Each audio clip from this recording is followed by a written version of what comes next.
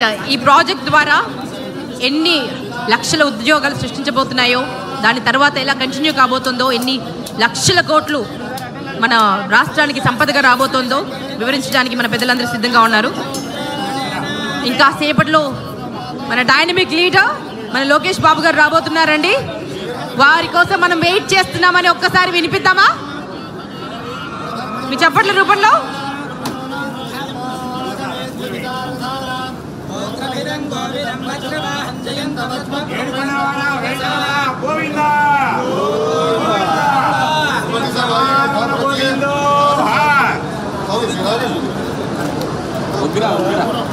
ఈ భూమి పూజ కార్యక్రమంలో దివి నుంచి భూమికి దేవతలు దిగి వచ్చినట్టు మీరంతా ఎక్కడెక్కడి నుంచో ఇన్ని లక్షల మంది, ఇన్ని వేల మంది, ఇన్ని లక్షల మంది మీడియా మాధ్యమాల ద్వారా వీక్షిస్తున్నారు. ఇన్ని వేల మంది ఇక్కడ ప్రజెంట్ అయ్యారు. మీ అందరికీ పేరు పేరున స్వాగతం పలుకుతున్నాం. మీరు ఎల్ఈడి స్క్రీన్ పైన చూడొచ్చండి, శంకుస్థాపన జరుగుతోంది. ఒక యజ్ఞానికి శ్రీకారం చుడుతున్నారు.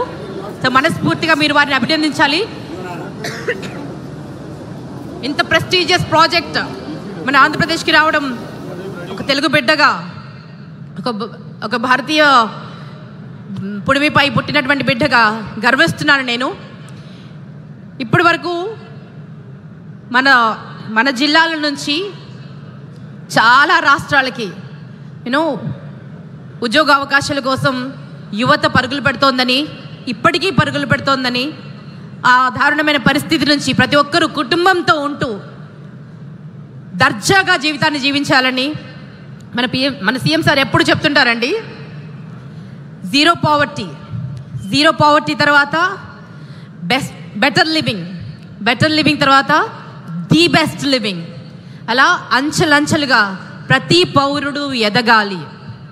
తను మాత్రమే కాదండి, తనతో పాటు మొత్తం తను నమ్ముకున్న వాళ్ళందరూ, తను ఎవరికైతే ప్రజాప్రతినిధిగా ఉన్నారో వారందరూ సంక్షేమంతో ఉండాలి, సుభిక్షంగా ఉండాలి, ఆయురారోగ్యాలతో అష్టైశ్వర్యాలతో ఉండాలన్నదే మన సీఎం సార్ కోరిక. ఒక చిన్న నానుడి ఉందండి. ఒక మహావృక్షం జస్ట్ మహావృక్షంగా ఎందుకు నిలబడుతుందంటే, it's not because it was protected by the storms. అంటే తుఫాను నుంచి కాపాడడం వల్ల కొన్ని మహావృక్షాలు నిలబడి ఉంటాయండి. వాటికి ప్రొటెక్టెడ్ ఎన్విరాన్మెంట్ ఉంటుంది. కానీ మన ఆంధ్రప్రదేశ్ మహావృక్షం ఎటువంటి స్టార్మ్స్ అయినా, ఎటువంటి తుఫానులైనా హెడ్ ఆన్ ఫేస్ చేసిందండి. తలెత్తుకుని ఫేస్ చేసి ఈరోజు ఇంత అద్భుతంగా నిలబడగలిగింది.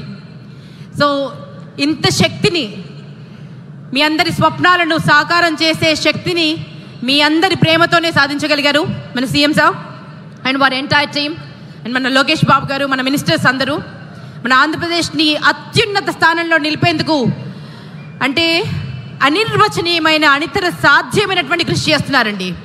అసలు రోజుకి 1 గంట అయినా నిద్రపోతారో లేదో, ఏ క్షణం ఏ దేశంలో ఉంటారో, ఏ క్షణం ఏ రాష్ట్రంలో ఉంటారో, ఎవరితో మంతనాలు జరుపుతున్నారో ఆలోచించాల్సినటువంటి విషయం.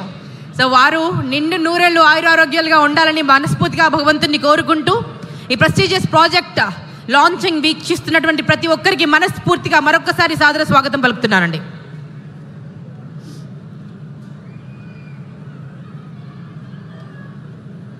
కొంతమంది రిలయన్స్ వారు వచ్చారు కాబట్టి వారి కోసం కొంచెం ఇంగ్లీష్లో కూడా కొంచెం చెప్తానండి.